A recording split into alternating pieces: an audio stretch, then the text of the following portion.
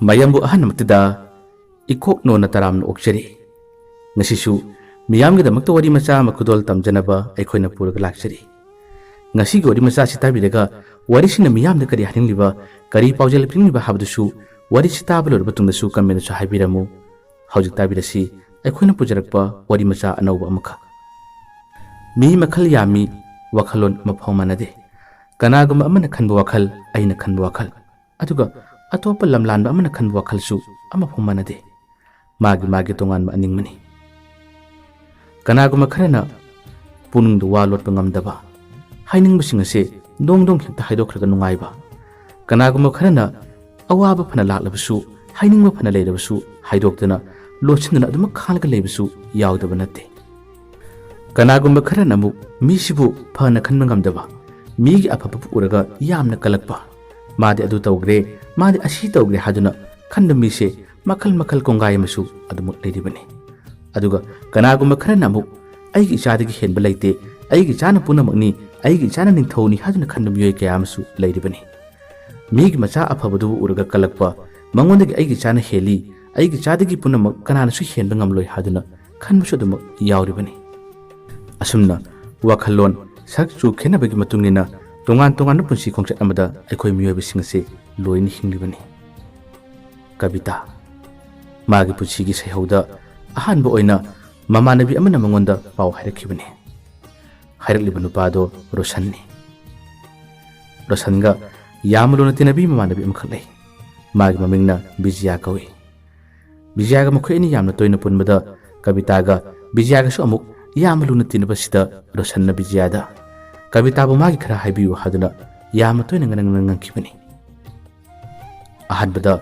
bijyana kabita da wase hudokka matamda kabita kya yaningkite yaningli yaningdabra chap chana haidoktrabasu magi matonadi ahanna matamda yaningdabagi muwang amadi adumu uki rosansu khangba yamna kalli nupi mana phana yadrabasu adumak honabasu lepte hainaba lei takpu taklabadi nung phawu tumi nungya hina tasinbada laimai ado kusilli nung lerama tarbasu tumi haduna hainaba leiribani nampu hapuda yamna kanna ngarang natrabasu kabitana mabu nuksinaba yaraknaba karama muwang tawsige haduna rosanse yamna kana honajaki sahi ma hokraba matungi chairaubu numini chairaubu numisigi nungthinda kabita bijya mamanabi kharaga loinana chingkabagi makhoi laki numit asida rosansu asamu lunana mak makhoina chaliba lambi yudigi maigiromda masu laki mamanabi singaduna chairaubu chingkaraka matamda makhoina mathulomna karingai rosansu tamata matung ilaki bijya thengnabada rosanna bizyada wamata haige haduna kauthui bizyana kari haige haino haduna hangi rosanna kabita do hojik phawo ayu yaningdribra madubu aingonda nuksiraroi haibra masibu atopa nupa khangnakrabra khanda amuktaga haibiyo aido matam asu kuibase manatana atopa kanadasu aini yengbusu ngamde yengsu yengde aduga atopa kanagi wakhalsu aini khande yaragadi nasigi numise aiga maga ngyaktang wari sabu yabra nakhoi myamna nungaitabra rosangi ingtamna harapu haidu tabada bijya su kari haigani bizyana mamanabi kabita romda muni yengi aduga kabita gi manaktamna mahakse yamatuna changkirami kabita da wa kutuma singase hairare kabita su miyoibani nupa mana sumna matam miyamna kuina sahi ama ni changduna kanna khonaduna tana jaba kayase masu khanglibani masidi chairau chingkaba numit asida mamanabi tuda wari sage habada kabita na siyare rosan makhoi ani asom nakalamada wari sanaki rosanne yamna ikai na kabita da haikibuani hojiksu naingonda nuksiba phawdabra nangonda aigidamakta nuksiba mapum amata leitrabra masigi wahang asidani kabita khumphum khangkite ngaktang nontharaga kabita leikhirami rosanna hai matam asukui aina nangbu khanjaraki aina nangbu ngaujaraki adubu nangondagi nuksibagi pakhumdi ama phaw phangkide adubu ai ngasi phawbada kanaguma amatada aigi chilasina nuksi haikidre makhoida su aina yengude na khoji aibu nuksiba ngamoidra asumna rosanna nam hai haiduna ꯃꯉꯣꯟꯗ ꯌꯦꯡꯗꯨꯅ ꯍꯥꯏꯔꯛꯄ ꯋꯥꯁꯤꯗ ꯀꯕꯤꯇꯥ ꯈꯨꯝꯐꯝ ꯈꯪꯈꯤꯗꯦ꯫ ꯀꯕꯤꯇꯥꯗ ꯋꯥ ꯉꯥꯡꯕ ꯉꯝꯗꯕꯅ ꯑꯩ ꯆꯠꯂꯒꯦ ꯍꯥꯏꯗꯨꯅ ꯍꯥꯏ꯫ ꯔꯣꯁꯟꯅ ꯉꯔꯒꯅ ꯉꯪꯗꯨꯅ ꯄꯥꯎꯈꯨꯝ ꯑꯃꯠꯇꯗꯤ ꯄꯤꯔꯝꯃꯨ ꯍꯥꯏꯗꯨꯅ ꯍꯥꯏ꯫ ꯃꯤꯀꯨꯞꯁꯤꯗ ꯀꯕꯤꯇꯥꯅ ꯍꯥꯏ, ꯅꯪꯅ ꯈꯟꯅꯤꯡꯕ ꯑꯃ ꯈꯜꯂꯣ ꯍꯥꯏꯗꯨꯅ ꯍꯥꯏꯔꯛꯏ꯫ ꯃꯗꯨꯒꯤ ꯋꯥꯗꯨ ꯇꯥꯕꯗ ꯔꯣꯁꯟꯅ ꯀꯩꯅꯣ ꯈꯟꯅꯤꯡꯕ ꯑꯃ ꯈꯜꯂꯣ ꯍꯥꯏꯕꯗꯤ ꯌꯥꯏ ꯍꯥꯏꯔꯣ ꯅꯠꯇ꯭ꯔꯒ ꯌꯥꯗꯦ ꯍꯥꯏꯔꯣ? ꯑꯩꯗꯨꯁꯨ ꯈꯪꯗꯦ, ꯅꯪꯅ ꯑꯃ ꯈꯜꯂꯣ꯫ ꯀꯕꯤꯇꯥꯗꯣ ꯏꯀꯥꯏꯕꯅ ꯂꯣꯏꯔꯕꯅꯤ꯫ ꯔꯣꯁꯟꯅ ꯍꯥꯏ, ꯑꯗꯨꯗꯤ ꯌꯥꯔꯦꯅ ꯈꯜꯂꯒꯦ꯫ ꯀꯕꯤꯇꯥ ꯅꯣꯛꯐꯦꯠ ꯇꯧꯔꯝꯂꯒ ꯆꯦꯟꯈꯤ꯫ ꯃꯤꯀꯨꯞꯁꯤꯗ ꯔꯣꯁꯟꯅ ꯍꯔꯥꯎꯕ ꯅꯨꯡꯉꯥꯏꯕꯁꯦ ꯀꯔꯤ ꯍꯥꯏꯒꯅꯤ?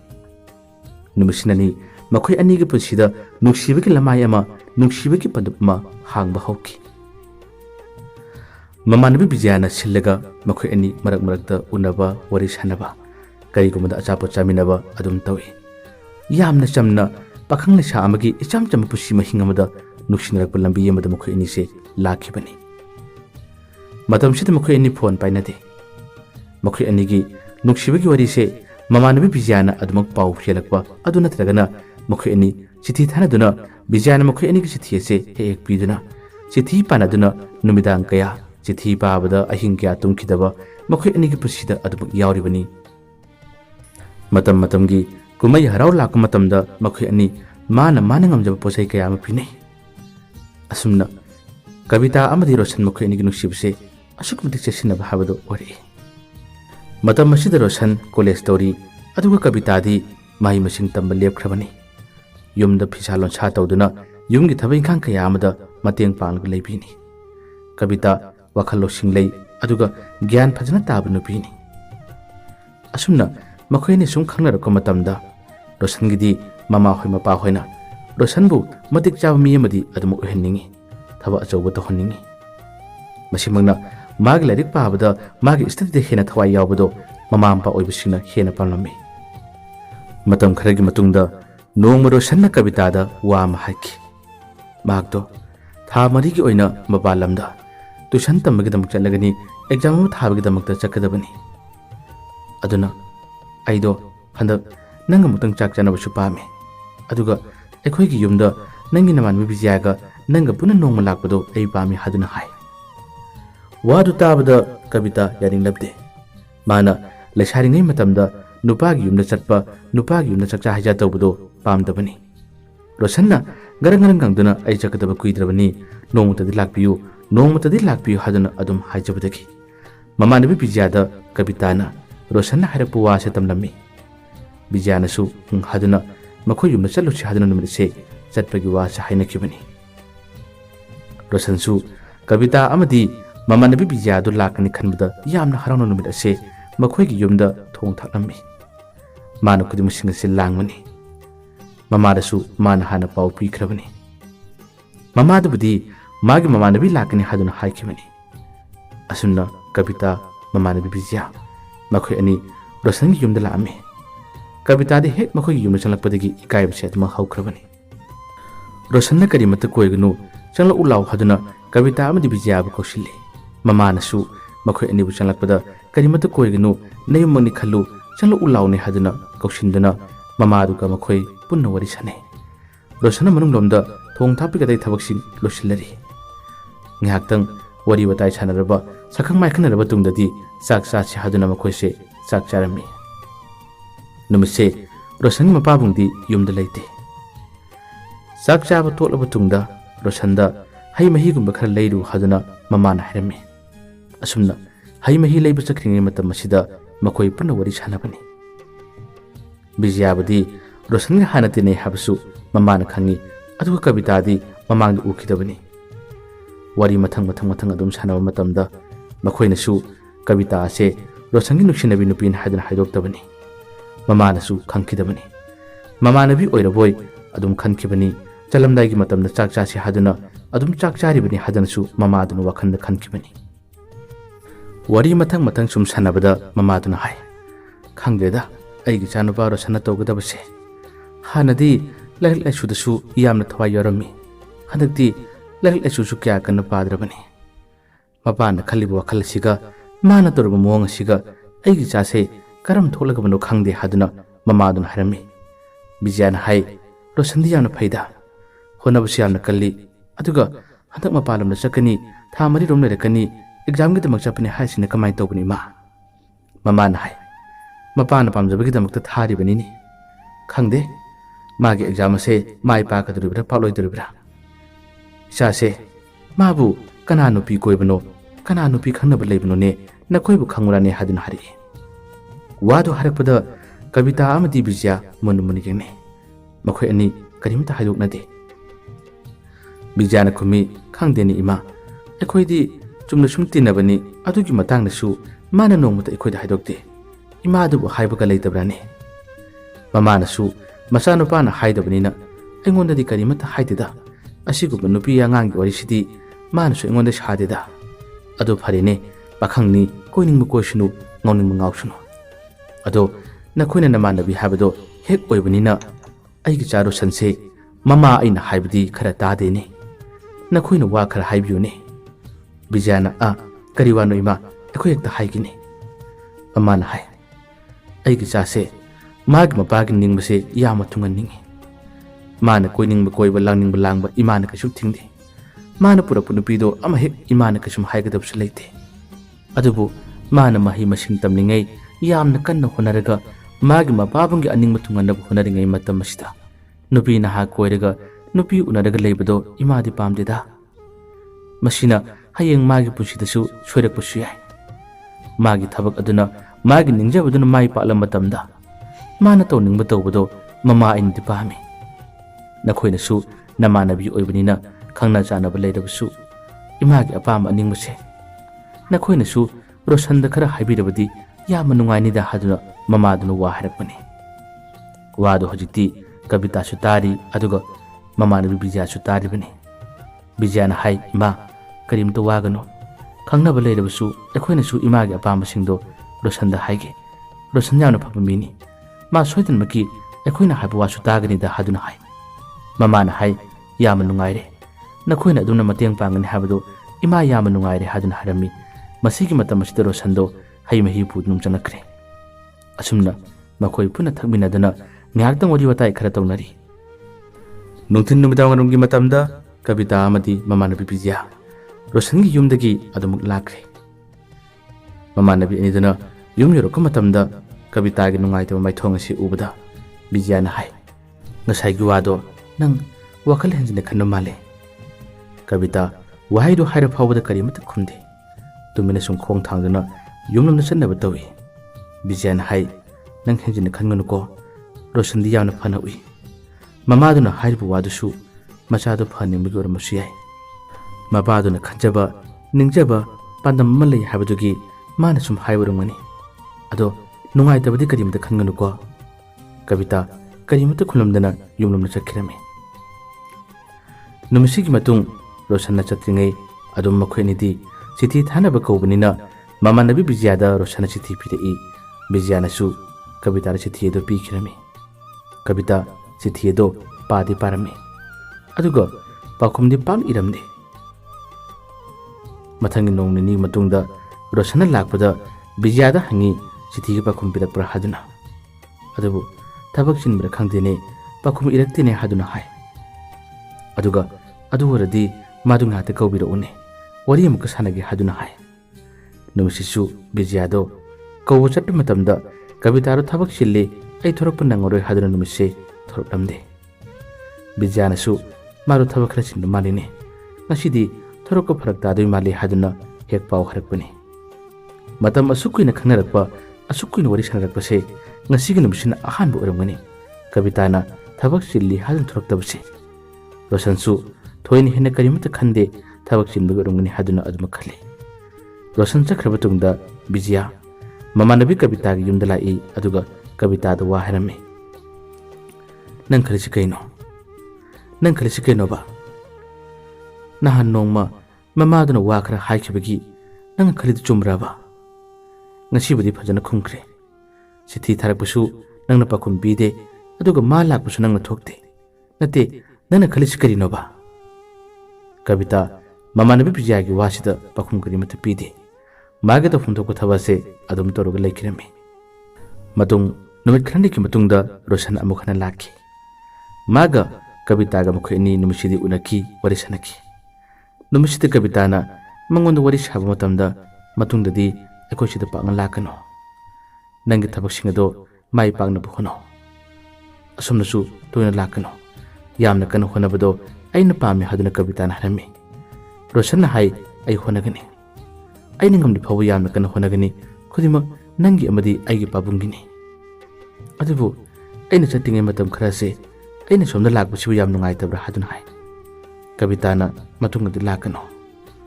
नंग लाकबदो पामदे हादुना मकुस हरमी रोशन फरेने नंगना हाबदुसु अइ यारगे अदो अइना थारकपुसि थीदी खरे खरे पाकुम पिरो कविताना हाई अइ हनके थबक सिल्ले अइ चिठी इबसु पाक नंगदे नंगोन साउगनो नंगी होनगदबा नंगी थबक सिंगदो फजन यामना कनो होनो हादना कविताना रोशन दो वासिंग असे हाइरकपने रोशन सु खुपम खंगदे माबु फनिंगमगदमक्ता हाइरकलिबो वासिंग ओइबनिना महागनसु कविताना हाइरबु वादो यागे अइ नंगी अपामसिंगदो तौगे अदुबु अइ नंग पाउ फनद्रबदी नंगी चिठी पंगद्रबदी अइ लेफम खंगदबु मानदे हादुनदी रोशन ना हाइ अदो अइ नखुरुमदो पांगा लाक्त्रबसु चिठीदो नंग खरखर थाबिरओ अइना आदा चख्रबसु अइ आदग चिठी थारके नंगसु खरा थाबिरओ को हादुना मान हाइजरमी कविता हदक्ति थारके हाइबा नतबा मोंग येंगे हादुना अदुना पाकुम पीकी नुमसिगी मतुंग रोशन ममानबी बिज्यादा चिठी पिरकी अदुबु कवितादी चिठी अदु पादी पाई पाकुमदी अदुम पीखिरमदे मी यमना मतम खरगी मनुंग असिदा असुमना खंगोंग होंगलपगी मतौ कयाम उलकपदा रोशन वाखन नुंगारबदे ममानबी बिज्यादा महंगना वाकत बहरे कवितादो मौसागा मनदे हानदी अइ लाकलेता हाइबदा हराव हराव सेलकपने अदुगा अइंगोंद वरी यामना साजबने मागी युंगी वरीबु ओइरो अइगी युंगी वरीगी मतंगसिंदसु मान यामना हंगजबने हदक्ति अइ लाकले हाइर फावदा महक्तो लानिंगदबगुम अदुम तौइ अइना चिठी थारबसु महक्तो खुमक्ते माबु अतोपु नुपा खंगनख्रबरा मान इफमदगी लापथोंद होनरबसु करिगिनो हादना बिजियादा रोशनसे यामना वाकलमे बिजियासु करिगुंबा सिंगनबा खरदी खंगबा लेतिबनी अदु हाइदोक्त्रे थबक सिनबगी यादबगी ओरमगनी हादना रोशनबुदी माना थेमे रोशन हाई फना सिल्लबसु महक्तो मिनट मरी मंगादम ओरबसु काइथोरपु याबने अइना माबु पुंग अनि हुमेन उनसे हाबदि नतिदना खंगदे मागी मतौसे अइ यामना पेंदे अइ पुनिंग यामना नुक्सि हादना रोशन बिजादा यामना वकलमे रोशन चक्रब तुंगदा बिजाना ममानबी कवितागी युमदा लाक्तुना नालम सेरमे नंग थबोदु कनमले नंग हदक तौरिबदो खरे हेनमले हादुना हाई कविताना कुम्मी हेनमंदे मसे तौबतो मंद्रबने मान अफबो ओइबदो अइ पामे अदुना अइ मागो वरी पाना सानरय बिजान हाई अदुबु मंगोंदा फजना अचुंबा सेंबदो हारेगा मंगोंदा असेंग मसिंग ताथोखरगा मादो होनमना फरोइत्रा मा लाकले नंगना थोक्त्रे चिठी थारकले नंगना खुमदे अदु ओइबा तारदी मासु वरोरकपु ताबने कविताना हाई अइना ngasi खल्लिबा अइना ngasi फावरिबा इहुलसे मान असेंबा थमोय सेना अइबु नुक्सिबु ओरबदी मानो मखलकपुसु ओइसुनु अइ मंगोंदा वा हाइबगा थौनासु लेत्रे अइ मंगोंदा हाइनिंगमुसु पोक्ते हादुना हारे बिजियाना हाई नंगी वखलसे ngakpane ममाना वा खरा हाइकी हाइबगिदमक्ता मागे तुंगी याइ फन्नबने हादुना नंगना तौरिबा थवादो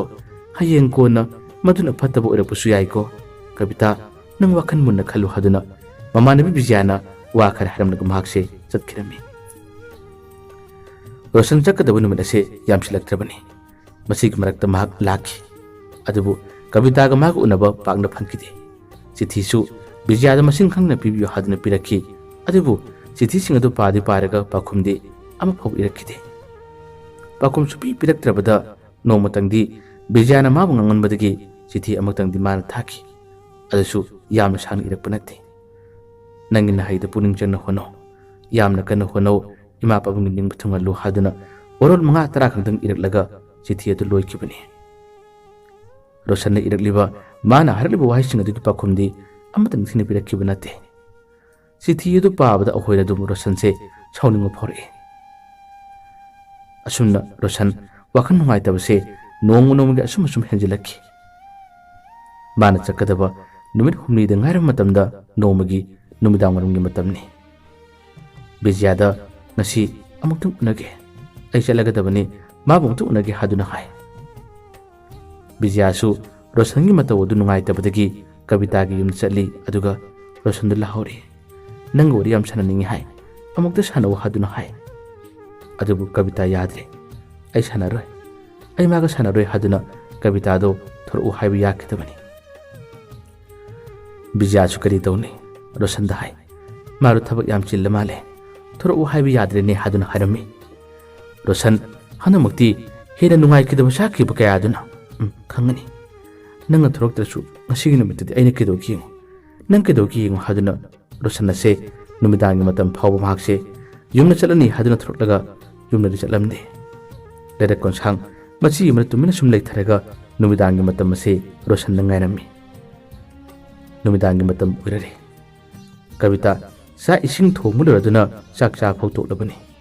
ꯌꯨꯝꯒꯤ ꯀꯣꯜꯂꯤꯛ ꯋꯥꯏꯔꯝ ꯂꯣꯏꯁꯤꯜꯂꯒ ꯃꯥꯒꯤ ꯀꯥꯗ ꯆꯪꯂꯛꯏ꯫ ꯃꯥꯒꯤ ꯀꯥꯒꯤ ꯊꯣꯡꯅꯥꯎ ꯑꯗꯨ ꯂꯣꯠꯁꯤꯟꯗꯦ, ꯈꯖꯤꯛꯇꯪ ꯍꯥꯡꯗꯣꯛꯏ ꯑꯗꯨꯒ ꯄꯗꯥꯔ ꯑꯃꯁꯨ ꯄꯥꯛꯅ ꯈꯟꯊꯔꯤ꯫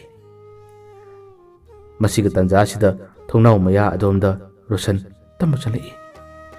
ꯑꯗꯨꯒ ꯊꯣꯡꯅꯥꯎ ꯑꯗꯨꯒꯤ ꯃꯔꯨꯞ ꯑꯃꯗꯒꯤ ꯃꯍꯥꯛꯅ ꯀꯕꯤꯇꯥ ꯀꯕꯤꯇꯥ ꯑꯅꯤꯔꯛ ꯑꯍꯨꯝꯂꯛ ꯇꯣꯏꯅ ꯇꯣꯏꯅ ꯀꯧꯔꯝꯃꯤ꯫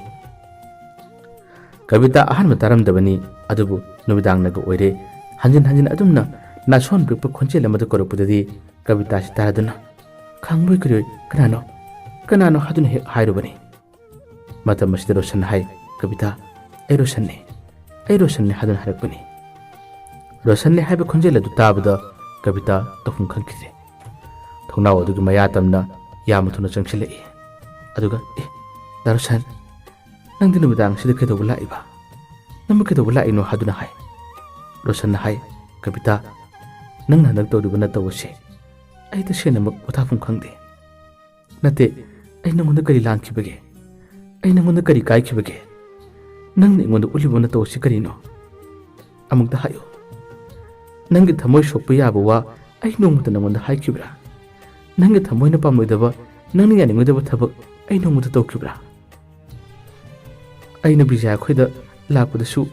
ꯍꯥꯟꯅꯗꯤ ꯍꯔꯥꯎ ꯍꯔꯥꯎ ꯂꯥꯛꯄ ꯅꯪꯅ ꯀꯔꯤꯒꯤ ꯊꯣꯛꯂꯛꯇꯕ? ꯑꯗꯨꯒ ꯑꯩꯅ ꯆꯤꯊꯤ ꯊꯥꯕꯁꯨ ꯃꯁꯤꯡ ꯈꯪꯗꯅ ꯊꯥꯈꯤꯕ ꯆꯤꯊꯤ ꯑꯗꯣ ꯅꯪꯅ ꯀꯔꯤꯒꯤ ꯄꯥꯎꯈꯨꯝ ꯄꯤꯗꯕꯅꯣ? ꯍꯥꯏꯌꯨ, ꯑꯩ ꯅꯪꯉꯣꯟꯗ ꯀꯔꯤ ꯀꯥꯏꯈꯤꯕꯒꯦ, ꯑꯩ ꯅꯪꯉꯣꯟꯗ ꯀꯔꯤ ꯂꯥꯟꯈꯤꯕꯒꯦ ꯍꯥꯏꯗꯨꯅ ꯍꯥꯏ꯫ ꯔꯣꯁꯟꯅ ꯑꯗꯨꯝꯅ ꯊꯃꯣꯏ ꯁꯣꯛꯇꯨꯅ ꯀꯞꯇꯨꯅ ꯋꯥ ꯍꯥꯏꯔꯛꯄ ꯃꯇꯝꯗ ꯀꯕꯤꯇꯥ ꯈꯥꯡꯕ ꯉꯝꯗꯦ꯫ ꯃꯥꯅ ꯍꯥꯏ, ꯗꯥ ꯔꯣꯁꯟ ꯀꯞꯀꯅꯨ, ꯅꯪꯅ ꯀꯞꯄ ꯈꯣꯟꯖꯦꯜ ꯑꯗꯨ ꯇꯥꯔꯒ ꯑꯩ ꯂꯩꯕꯁꯨ ꯉꯝꯗꯦ, ꯋꯥꯈꯜ ꯅꯨꯡꯉꯥꯏꯇꯦ꯫ ꯔꯣꯁꯟꯅ ꯍꯥꯏ, ꯅꯨꯄꯥꯗꯤ ꯀꯞꯄ ꯌꯥꯗꯕ꯭ꯔꯥꯅꯦ? ꯅꯪꯅ ꯇꯧꯔꯤꯕ ꯊꯕꯛ ꯑꯗꯣ ꯆꯨꯝꯃꯦꯅ ꯈꯟꯕ꯭ꯔꯥ? ꯅꯪꯅ ꯇꯧꯔꯤꯕ ꯊꯕꯛ ꯑꯗꯨꯅ ꯑꯩꯉꯣꯟꯗ ꯀꯌꯥꯝ ꯃꯩꯁꯥ ꯐꯥꯎꯏ ꯍꯥꯏꯕꯗꯨꯗꯤ ꯅꯪ ꯀꯔꯤꯃꯠꯇ ꯈꯪꯗꯕ꯭ꯔꯥ? ꯀꯕꯤꯇꯥꯅ ꯍꯥꯏ, ꯑꯩ ꯈꯪꯉꯤ, ꯑꯩ ꯂꯣꯏꯅ ꯈꯪꯉꯤ, ꯑꯗꯨꯕꯨ ꯍꯟꯗꯛꯁꯦ ꯈꯔ ꯆꯤꯟꯕꯅ ꯃꯔꯝ ꯑꯣꯏꯔꯒ ꯑꯩ ꯌꯥꯗꯕꯅꯦ꯫ ꯔꯣꯁꯟꯅ ꯍꯥꯏ, ꯌꯥꯔꯦ, ꯑꯣꯏꯗꯕꯗꯨ ꯍꯥꯏꯒꯅꯨ, ꯑꯩ ꯌꯥꯝꯅ ꯆꯥꯛꯄꯅꯦ, ꯍꯟꯗꯛꯁꯦ ꯑꯩ ꯌꯥꯝꯁꯨ ꯀꯞꯄꯅꯦ꯫ ꯀꯕꯤꯇꯥꯅ ꯍꯥꯏ, ꯅꯪꯒꯤ ꯄꯨꯟꯁꯤꯗ ꯃꯥꯏ ꯄꯥꯛꯄ, ꯅꯈꯣꯏꯒꯤ ꯏꯃꯥ ꯄꯥꯕꯨꯡꯅ ꯅꯤꯡꯕꯗꯣ ꯑꯗꯨꯇꯪ ꯊꯨꯡꯅꯕꯗꯣ ꯅꯪꯒꯤ ꯑꯍꯥꯟꯕ, ꯅꯪꯒꯤ ꯇꯥꯔꯒꯦꯠ ꯑꯣꯏꯌꯨ꯫ ꯅꯪꯅ ꯃꯥꯏ ꯄꯥꯛꯄꯗꯣ ꯑꯩꯁꯨ ꯌꯥꯝ ꯌꯦꯡꯅꯤꯡꯉꯤ꯫ ꯔꯣꯁꯟ ꯂꯥꯎꯈꯠꯂꯛꯏ, ꯃꯥꯏ ꯄꯥꯛꯄ, ꯃꯥꯏ ꯄꯥꯛꯄ, ꯃꯥꯏ ꯄꯥꯛꯄ, ꯍꯦꯛ ꯇꯧꯕꯒ ꯃꯥꯏ ꯄꯥꯛꯄ꯫ ꯅꯠꯇꯦ, ꯑꯩꯅ ꯃꯥꯏ ꯄꯥꯛꯈꯤꯗꯕ ꯇꯥꯔꯕꯗꯤ ꯅꯪ ꯏꯐꯝꯗꯒꯤꯗꯃꯛ ꯇꯣꯛꯂꯒꯦ ꯈꯜꯂꯕ꯭ꯔꯕ, ꯂꯥꯞꯊꯣꯛꯂꯒꯦ ꯈꯜꯂꯕ꯭ꯔꯕ? ꯀꯕꯤꯇꯥꯅ ꯍꯥꯏ, ꯑꯩ ꯑꯗꯨꯃꯛꯇꯤ ꯅꯪꯉꯣꯟꯗ ꯍꯥꯏꯗꯦꯗꯅ꯫ ꯂꯥꯎꯈꯠꯀꯅꯨ, ꯏꯃꯥ ꯍꯣꯏ ꯄꯥꯕꯨꯡ ꯈꯣꯏꯅ ꯇꯥꯔꯕꯗꯤ ꯅꯨꯡꯉꯥꯏꯇꯦ, ꯆꯠꯂꯣ, ꯅꯪ ꯆꯠꯀꯗꯕꯁꯨ ꯅꯨꯃꯤꯠ ꯅꯤꯅꯤ ꯍꯨꯝꯅꯤꯗ ꯉꯥꯏꯔꯕꯅꯦ, ꯌꯨꯝꯒꯤ ꯃꯤꯁꯤꯡꯅꯁꯨ ꯊꯋꯥꯏ ꯋꯥꯔꯝꯒꯅꯤ, ꯆꯠꯂꯣ꯫ ꯔꯣꯁꯟꯅ ꯄꯥꯝꯖꯕ, ꯃꯥꯅ ꯍꯥꯏꯅꯤꯡꯕ ꯋꯥꯁꯤꯡꯗꯤ ꯀꯕꯤꯇꯥꯅ ꯈꯨꯝꯂꯛꯇꯕꯁꯤꯗ ꯔꯣꯁꯟ ꯍꯦꯟꯅ ꯆꯥꯛꯂꯝꯃꯤ꯫ ꯃꯤꯀꯨꯞꯁꯤꯗ ꯃꯥꯁꯤ ꯌꯥꯝꯅ ꯀꯞꯄꯗꯨꯅ ꯍꯥꯏꯔꯝꯃꯤ, ꯐꯔꯦ, ꯅꯪꯅ ꯑꯩꯕꯨ ꯌꯥꯝꯅ ꯊꯧꯁꯥꯗ꯭ꯔꯦ ꯍꯥꯏꯕꯁꯨ ꯑꯩ ꯈꯪꯉꯤ꯫ ꯃꯇꯝ ꯑꯃꯒꯤ ꯑꯩꯒꯤ ꯀꯕꯤꯇꯥꯗꯣ ꯉꯁꯤꯗꯤ ꯑꯣꯏꯗ꯭ꯔꯦ꯫ ꯅꯤꯡꯕ ꯀꯥꯏꯔꯕ ꯑꯩꯗꯤ ꯃꯐꯝ ꯑꯁꯤꯗꯒꯤ ꯑꯩꯒꯤ ꯌꯨꯝ ꯃꯥꯏꯀꯩ ꯇꯝꯅ ꯍꯟꯈ꯭ꯔꯒꯦ꯫ ꯑꯩ ꯅꯪꯕꯨꯗꯤ ꯌꯥꯝ ꯅꯨꯡꯁꯤꯈꯤꯕꯅꯤ, ꯑꯩ ꯅꯪꯕꯨꯗꯤ ꯌꯥꯝꯅ ꯈꯟꯕꯅꯤ, ꯑꯩ ꯆꯠꯂꯒꯦ꯫ ꯑꯗꯨꯕꯨ ꯑꯩꯅ ꯑꯥꯗ ꯆꯠꯂꯕꯁꯨ ꯑꯩꯅ ꯅꯪꯕꯨ ꯀꯥꯎꯕ ꯉꯝꯗ꯭ꯔꯗꯤ ꯑꯩ ꯅꯪꯉꯣꯟꯗ ꯆꯤꯊꯤ ꯊꯥꯔꯛꯀꯅꯤ꯫ ꯅꯪ ꯑꯩꯒꯤ ꯆꯤꯊꯤꯒꯤ ꯄꯥꯎꯈꯨꯝꯗꯤ ꯄꯤꯗꯤ ꯄꯤꯔꯛꯑꯣ꯫ ꯑꯩ ꯅꯪꯅ ꯇꯧꯔꯤꯕ ꯊꯕꯛꯁꯤꯡ ꯑꯗꯣ, ꯅꯪꯅ ꯋꯥꯈꯜ ꯍꯣꯡꯂꯛꯂꯤꯕꯗꯣ ꯑꯩ ꯌꯥꯝꯅ ꯄꯥꯝꯗꯦ꯫ ꯑꯗꯨꯕꯨ ꯅꯪ ꯋꯥꯈꯜ ꯃꯨꯟꯅ ꯈꯟꯊꯧ꯫ ꯑꯩ ꯆꯠꯂꯒꯦ ꯍꯥꯏꯔꯝꯂꯒ ꯔꯣꯁꯟꯁꯦ ꯀꯞꯅ ꯀꯞꯅ ꯑꯗꯨꯃꯛ ꯆꯠꯈꯤꯔꯝꯃꯤ꯫ माना चखिबा मतम असिदा कविता खामदी खामजनी मागी नुसिबगी अहोबा सैहौदा थेंनखिबा रोशननी अदुबु करिगुम थौदो खरना मरम ओरगा फना नुसिरबसु खामलगे खंदना थमोय असे नुंगुमना कल्लगे हाबिगी मतागुम कविता मतोमता माना चखिबा माइगेदो थोंनावगी पदा अदु हाइदोक्तुना माना येंगी अदुगु मसिनदगी सोले दारुसन अइना ngasi तौरिबा थबा असे नंगी आइ फनबने नंगी फननबने अइ नंगबु याबा नुसिये अइ नंगबु कावबसु गमदे अदुबु नंग सावरिबने हादना अइगी फमदगी लापति लापखनुको नोंगबुदि सोइदनमकी अइना फोंजबा पाखोंग असे सोइदनमकी फोंगनि हादना मतोमता सोदना कप्ति कप्चिरमी निंगमदा रोशन थवाई चाकना चाना ngasiदी मपालमदा था मरी मंगागी ओइना महाकसे चतखिरमी रोशन चखिबा मतमदा कविता यामना चाखी ममानबी बिजादा वरी कया मतम जखी रोशन आदे हेक योखिबगा अहानबा ओइना चिठी थारखी नुमित तरुणगी मतुंगदा चिठी असे कवितागी युमदा फंगे कविता चिठी जु फंगबदा यामना हरावे रोशन वाखन होंगदना माबु याम नुसिबिबा मागदमता खनबिबा वा कयाम हारकपसे कविता मधुबु पाबदा कपसै बिजान हाय पखुम पिखुदना माना अदु याम नंबु खल्लिबा अदु याम नुसिदिबदो असेंबु वादो हायदोखुदना कविता मसिद फाव हायरोय मतम कुइगदब नते माना लेदिदो मा यामना कन होनसनो एंगोंदा सिंगदना माना होनरगा मागे पुसिद माइ पाकपदो अइ पामे होनसनो मानिंगम फाव होनसनो हादुना कविता ना हाइकी अदुबु कविता रोशनगिदमक्तदी नुक्तिनुमि खुदिंकी माना लाई खुरुमजे मागसे माइ पाहनबियु मकोक चिखनबिगनु मतम अयामदा अफबा अचुंब लंबीदा खोंग थांगनबियु हादुना कविताना रोशनगिदमक्ता नुक्तिनुमि खुदिंकी माना लाई खुरुमजे कविताना मागे फी साबगे फलक पसासिंग से बिजादा फावबा माना खरा पिरमी अदुगा रोशनगी मखोयगी युमगी पैसा थाबगे पावदो नंगना पाव खरा लोबियु मखोयगी युमदी पैसा पाइबि मुंगने अदु वरसु महंगना कइनोमदंग लेबदो ओरबसु सिलनबा से असिगी पैसा से नंग थोको पाम्बे यमा तोरगा मंगोन पैसा थाब मतमदा खरा याहोनबियु हादना कविताना रोशनगु नुसिबगी चांगसे बिजादा पैसादो पिरमी रोशनगी दमक्ता महंगना यामना वाजै मागी पुसिदा माइ पाननबनि हादना लायसे यामना कन खुरुमकी रोशन मतुंग तारकपदा एलक्सु यामना कन होनै अदुगा चिठीदी अदुमक थारखिबनी कवितागी माइकेदगी चिठी असिगी पाखुम अमा फाउबिरखिदबनी असुमना हाइना ngasiदी नोमु नोमगी मतम होखिबना था मरीगी मतम असि लोइख्रे रोशनसु मागी एग्जाम दो थारमलगा युम थोरखि युम हेक यरपगा रोशन असे कविताबु उननिंगबा कया अदुना ममानबी बिजागी युमदा मागसे मथंगी नुमत लामे कविताना सालबा मतम असिदा चिठी थारक्तबा वामा थारक्तबसिदसु खरा ngangi chaigi haduna रोशनगी वाखंदा खल्लिबनी ममानबी बिजागी युम असे यौगु मतमदा बिजागी मनमदो थोरए बिजाबा लेब्रा हंगमतमदी मागी मनमना हाय हाइमा अखोय बिजादी इम्फानदा लेख्रेने था अमरोम फरम लगनी ट्रेनिंग अमगिदमक्ता मा सखिबने मथंगी चोलनीगी मतुंग दिमादो लाकपसु याय नंगबु अखोय बिजागा तिनबो रोशन हायदु नत्रो रोशनसु इकाय इकायना खुमी माने तैमा नंगदि मतम कुरेना उदबा आदा लेरु हाबु सुमरो लेरु तैमा ऐना लाकपने ओ अदुदी अखोय बिजादो लाकना उनरको असुमना वरी खरा सारमलगा रोशनसे वखन नुंगाइता मास लाकपने बिजागा मनमददी करमना कविताबु कोबियु हाइगनी क्या कन वांगना बसनथि कविता होइगी लेरक मचिन थोंगाल मचिन लदाइदं हाक्तिंग लेप्तुना कविता दु माना थोरकपरा हादुना येंगी अदुबु कविता से थोलक्त्रे असुमना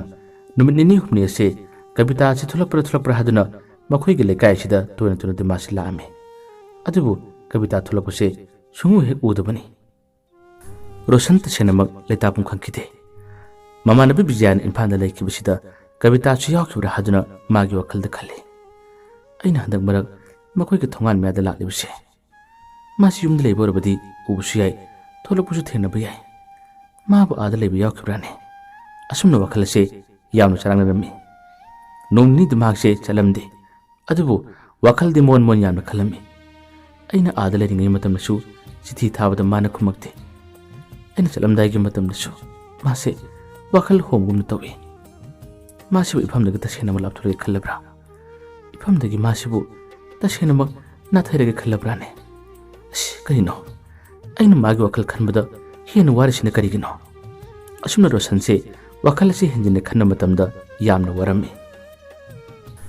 नुमिर हुमनी मरनीगी मतुंगदसु अमकस रोशनसे मखोइगे लेकाइरे चलुगे हादुना माहकसे मतोमता लाकपने माहक ngasisu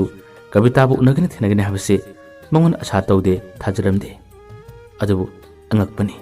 मपु मागे नोंगदा मसिसु ngasidi mahangna मखोइगे लेरक मचिलदु हेक यौदिङै लमहांग मचाम लेरे अदुवाइदा mahangna हेक लेबलिङै मतम मसिदा कवितादो मखुत्ता करिगुम पोचै खरा यालगा मकोक्ता मफी मे खुमजिलगा माना लाक्लिबदो रोशन उरम्मे रोशनसु कविताना अदुम लाकबदु उबदि हरावबन खम थेंख्रे कवितासु नोंथरगा सुम लाकपने रोशनना लंबी नाकलमद लेबलि हाबदो माक उदबनि अदुबु मपादो हेक यरकपदा रोशनना कविता हादन हेक करकपने कविता हाने करप खोंजलदु ताबदा कविता माक माइथोंगदो पत्ते थोक्तुनि येंगी रोशन ओरंबदा खंगौदे मागी ममितिकी मपीसे अदुमक तम तम सिंथा भरे रोशन कविता के मनाक तम चले कविता काय चलुबनो हंद अइने युमना थोरकपगा अइ नंग उनब लाखि अदुब नंगदि थेनदे नोगी मानबि बिजासु इम्फानदा लेखि हाय नुमित खरनगी ममांगदा अइ नकोइसिदि लाकबने यामतुना लाइ उनबसु फंगदे नंग वखल यामना होगी अइना नंगोन चिठी कया अमा थाकिबसु नंग पखुम पिरक्ते हायुने नंग इफमदि वखल होलिदो वखल थदोलिदु करिगिनो अइ नंगोन करि लानखिबगे से अमुक्ता हायो अइ नंगोन करि लानखिबगेबा कविता रोशनना हंगलिबो हंगदुगी पखुम पिबि ngamde रोशनबु येंगना मागी मित्तिगी पिरांग अदुमक सिंथरे रोशनसु वखल नुंगाइतना मागी पेतबा ममांग थक्ता मंगोन उत्कब मोंग मतौ अमदि चिठी थारबसु पखुम पिखिदबा कया आसिगी मतांगदा वासी हाय हादुना कपकपतुना वा हंगम्मी अदुबु कवितासु कपना कपना पखुमदि करिमत पिरमदना अदुमक युम्मैगै तम चखिरमी रोशन ngaiko haduna hai adubu कविता ngairamde रोशन हाय नंग पुसे सिंगदु थलमु अदुगु थलो अइना मु ngairamge wari sanasi haduna hai रोशनदी मफम मसिद ngairग लेहौरी कवितादी Yamuna चंखिबदगी अबगना थोरकिद्रे रोशनदो ममसिलक मतम असि फावबदा कविता थोलकदरा हादुना मान ngaibनि अदुबु थोलक्त्रे नमसिददी रोशन असाउबना खमथेंखि अइना नंगबो अदु यामना खंजरगा अइना नंगबो अदु यामना नुक्सिरगा नंगनि इफमदा नपल काबा मीना वा हर फावबदा खुमदबा मतम अमदना अइबु उदबदि लेइबा ngamde हरंबा ngasidi इफमदगी नाथैरबा नत्रा फाइ फाइ नुपी नंगनि इफमदगी अदुमना साउसिनबा सारगा मरान सुंगलै लेतना अइबु मराल पीरगा नंग नाथैबदि ngamलगा अइना करिगी अदु यामना नंगिदमक्तो वागनि अइना करिगी नंगिदमक कपलगा लेगनि फाइ फाइ नंग सुमतम लाकनि नंग सुमतम लाकनि हादना रोशनसे नुमिसे असाउबना खम थिंकिदुना मासे मफमसे थादोक्तुना माक चखिरमी मान हेक चखिबि कान कानदना कवितादो थोलअमी मान थोलक मतमदि रोशनदो थेनद्रे थेनदबदगी कवितासे हेनदम थवाइ चाखिबदि ngamदबदना मासे कपलम्मे अदुगु चंख्रे नुमित खरनी असे रोशनदो लाकप्र हादना कविताना लेरक मचिलोमदा अदुमक थोक थोक्तुना माब ngairami ममानबि बिजासु युमदा लेतबना मरम मोरगा मागे हाइनिंग तमनिंग मसिंग असे तमफम लेतबना कविता वखल याम नुंगारमदे रोशनदी छावखिबदुना मरम ओरगा मा कवितादा मुखना येंगरोय अमुखना मंगोना माय उसिलरोय ऐसु नुपाने सक्थिबु नुपासु नते ऐ करि वातकनि ऐसु नुपी कोइबा ngamina हाबिगि वखलदा असावबदु फाथाबा ngamदबदगी रोशन नुपी अतोप मुखंगनख्रे अतोप नुपी अमगा मागा नुक्सी मरि थमख्रे असुमना रोशनना नुपीदु कोइबा खक्ते नते कविता खोइके लेकाइरमदा नुपीदुगु मागा उनगनि नुपीदुगु मागा वरि सानगनि हादुना नुपीदु पुपुदुना मखोइगे युंग लेरिबा गरि मचासिदा हापहापतुना लालम्मी अहानबा नोमनिनी लाको मतमदि उरमदे अदुबु हुमनी मनिनी काना कानारगा माना नुपीदु पुरगा लाकपसे हदक्ति कविताना उरम्मे कविताना मधु उबदा वखलसे याम नुंगारमदे कविता कपलम्मी रोशनददी हाइदे लोना मागी मतौ माना लिनरिब कया अदु उबदा कविता याम चाकी नुमिर हुमनी मरनी की मतुंगदा ममानबी बिजया युमदा लाक्रे माना युमदा लाक मतमदा कविता बिजागी युमदा लाक्तुना यामना कपचरमी ममानबी सिबु माना सेटना कोंदुना थवाई यामना चाकीबा कया अदुना माना कपचरमी मथंग नुमिर निनी अमगी मतुंगदसु रोशनसे तौगे हाबी मतागुम अमकसु नुपीदु पुरगा लाअमे ngashidi रोशन नुपी अदु पुरगा लाक्लिबसे ममानबी बिजानो ओरमे माबु उबदगी बिजासे यानु अमे लंबी मतायदा लेप लेमलिबा बिजाबु उबद रोशनसु बिजा हादुना गाड़ी दा थौजिलई अदुगा ngahaktan khamduna wari sane nangdi imphal da leidu haibado kai kanda laino haduna hange bijana numini ni huni da pharida nangdi yamna ngai khra malene madi kanano rosansu khara uningmagi taknimagi mataw madamana khumi koi saini bijana hai o masak matu yana phajai asumna ngaktung wari sanaraba tungda bijana rosan da hai asai pinu thorone kenom da haige ba rosansu maga sai amadu yawbani na pharak tani aido mi yawri ba bijana hai kesum arubu wana tida asai phawdang thorone nang hairamo kenom dang haina begini hayo rosan yaning lamde rosanam harami amadu gi already ayarni da aisu kesum khante ba amadu gi warde to asida bijana hai adu warde aina kari hairone adubu aina ngonda kenomde piga tawbane rosan karino bijana harami chithi ne rosan makhumi ai loroye hojik chithi logi matam chu hengre mado mage aning mabamba lambi chalo hayo ai loroge haduna hai bijana hai nangi thamoida penda bunungai tab kaya am suleram yai adubu chithi simatangdi nangonda pahaninge aina nangonda wahaina habisu mi leibni nungai tre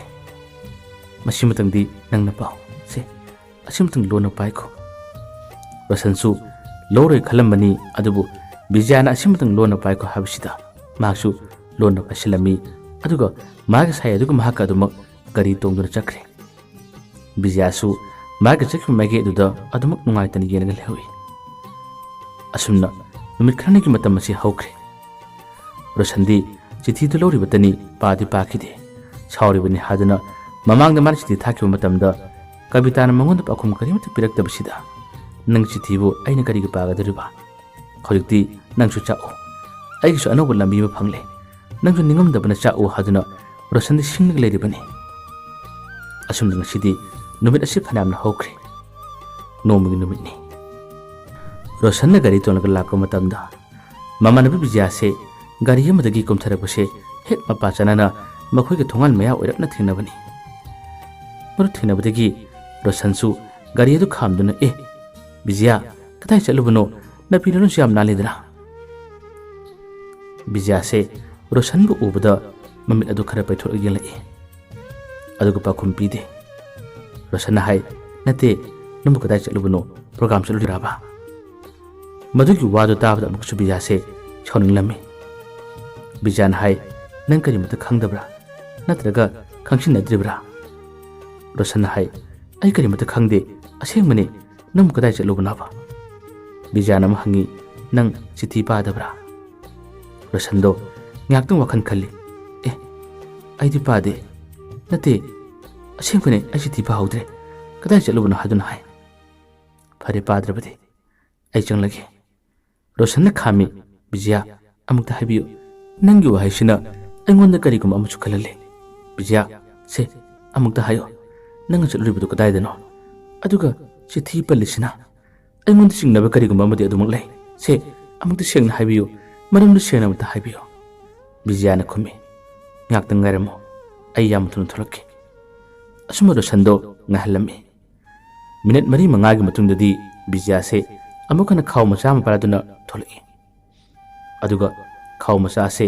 माना हांदोलगा मनुंग यरम से मयाम अमा माना पुथुरई अदुगा रोशन माना चाचिलमे तो येंगतो हानु चाचिलमे से सिंगदो तै करिमत नते चिठीनी ममानबी कविताना मंगोंदा रोशनगी दमकते इदुना पिरंब चिठी सिंगनी कवितादो थवाई यामना चाकना निंगमदना लंगसिलबा तुंगदा वारी नंगदि मी नते नंगदि साने नंगदि ख्वाइदगी फत्तबा थमोई यामना कनबा नुपाने नंगीदमुक्ता कविताना क्याम वाजखिबा कविताना नंगीदमुक्ता क्याम खनखिबा नंग नोंगमुक्ता खनखिदबने नंगना उरिबदी मपान थोंगना सक्तम खर खक्तनी नंगना कविताबु मनुंग हुटना नंगना थमोई सेंगना नुक्सिबा नंगना थमोई सेंगना खंजरंबा ओरबदी कविताना ngasi phangliba awabase nang loina urongani nang loina khalangani adubu nang binati nang shani hadun hai rosan chu wadu tabra sagalai shadi ainate shadi mane aina mabu kya gam tik nusiba adugo mana khankidubane aina sithi masing khangdana thakibada mana pakhum pirakidubane nangonda mabu ngate kauthopiro haduna nangna kawchat phawada mana yakidubane mana ibu mirai bane mana iphamdagi lapthokibane अदुगा कोना थंगदा आइबु नुक्सिबा सादुना सेमजिन चिठी कया ममाना इदुना आइबु नुक्सिबा साबनि हादुना हारपनि मतम मसिदा सावबदि हेलबा बिजाना रोशनिंग मखयाइदा खुपाना थरमि करी अदुक तुकचबा अदुक पुक्सेल pickup नंगी वखल असुमना हारमलगा ममाना बिजाना वासंग मथंग मथा हारे माना नंगमु कयागी मति नुक्सि नंगना खंगदबनि नखोइदा चाक चाबा लाखिबा नुमितुदा नखोइगी इमाना मंगोंदा हाइकि वाहिसि अँगोना तमकी वाइसिंगदो माना करी मतक हेंदना माना ngalakpani nangna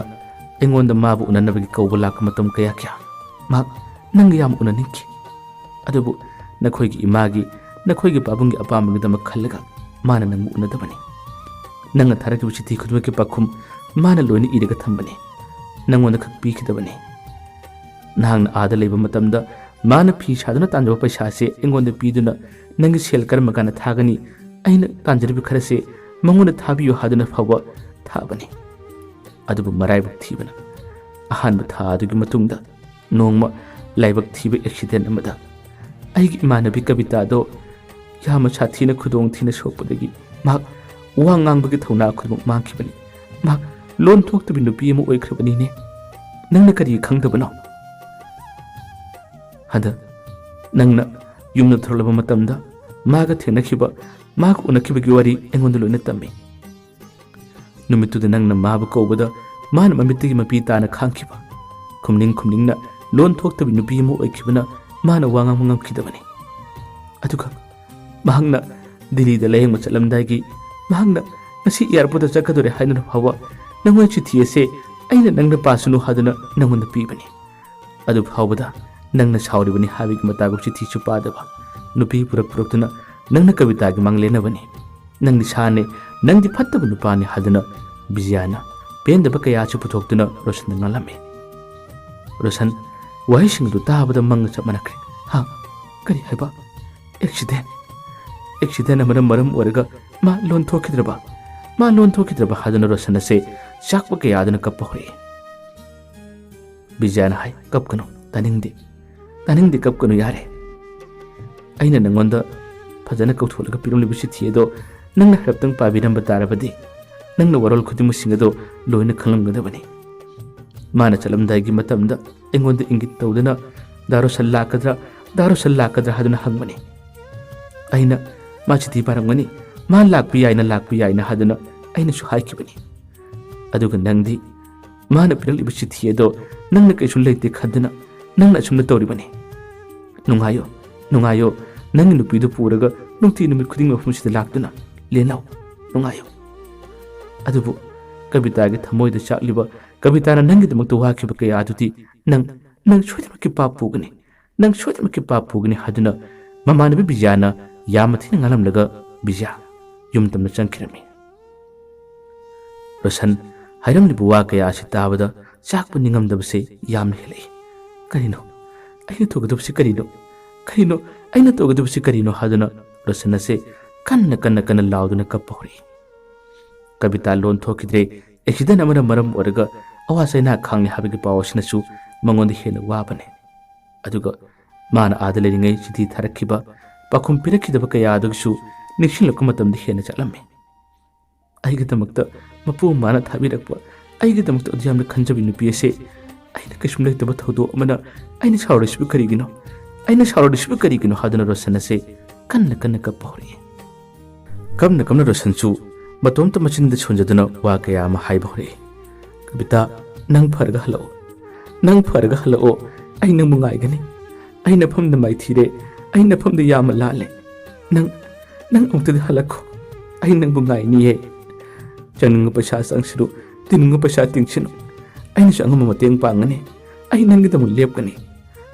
ꯑꯩꯒꯤꯗꯃꯛꯇ ꯈꯟꯕꯤꯕ, ꯑꯩꯒꯤꯗꯃꯛꯇ ꯋꯥꯖꯕꯤ ꯅꯪꯗꯤ, ꯑꯩ ꯅꯪꯒꯤꯗꯃꯛ ꯍꯤꯡꯒꯅꯤ, ꯑꯩ ꯅꯪꯒꯤꯗꯃꯛ ꯍꯤꯡꯒꯅꯤ ꯍꯥꯏꯗꯨꯅ ꯔꯣꯁꯟꯅ ꯑꯁꯨꯝꯅ ꯀꯞꯇꯨꯅ ꯀꯕꯤꯇꯥꯒꯤꯗꯃꯛꯇ ꯋꯥ ꯀꯌꯥ ꯑꯃ ꯍꯥꯏꯖꯗꯨꯅ ꯃꯥꯅ ꯁꯣꯟꯈꯤꯔꯝꯃꯤ꯫ ꯅꯨꯡꯁꯤꯕꯤ ꯃꯥꯅ ꯑꯩꯒꯤꯗꯃꯛꯇ ꯑꯗꯨ ꯌꯥꯝꯅ ꯋꯥꯖꯈꯤꯕ, ꯑꯩꯒꯤꯗꯃꯛꯇ ꯑꯗꯨ ꯌꯥꯝꯅ ꯈꯟꯕꯤꯈ꯭ꯔꯒ ꯑꯩꯅ ꯃꯥꯒꯤꯗꯃꯛꯇ ꯍꯤꯡꯕ, ꯑꯩꯅ ꯃꯥꯒꯤꯗꯃꯛꯇ ꯂꯦꯞꯄꯗꯤ ꯀꯔꯤꯒꯤ ꯉꯝꯂꯣꯏ? ꯑꯩ ꯃꯥꯕꯨ ꯉꯥꯏꯒꯅꯤ, ꯑꯩ ꯃꯥꯒꯤꯗꯃꯛꯇ ꯍꯤꯡꯒꯅꯤ ꯍꯥꯏꯗꯨꯅ ꯔꯣꯁꯟꯅ ꯉꯁꯤ ꯐꯥꯎꯕ ꯀꯕꯤꯇꯥꯕꯨ ꯉꯥꯏꯔꯒ ꯂꯩꯍꯧꯈꯤ꯫ ꯑꯁꯨꯝꯅ ꯑꯩꯈꯣꯏꯅ ꯄꯨꯖꯔꯛꯄ ꯋꯥꯔꯤ ꯃꯆꯥꯁꯦ ꯃꯇꯥꯡ ꯑꯁꯤꯗ ꯂꯣꯏꯁꯤꯟꯖꯔꯦ꯫ ꯃꯌꯥꯝꯕ ꯑꯔꯣꯏꯕꯗ ꯑꯃꯨꯛ ꯍꯟꯅ ꯈꯨꯔꯨꯝꯖꯔꯤ꯫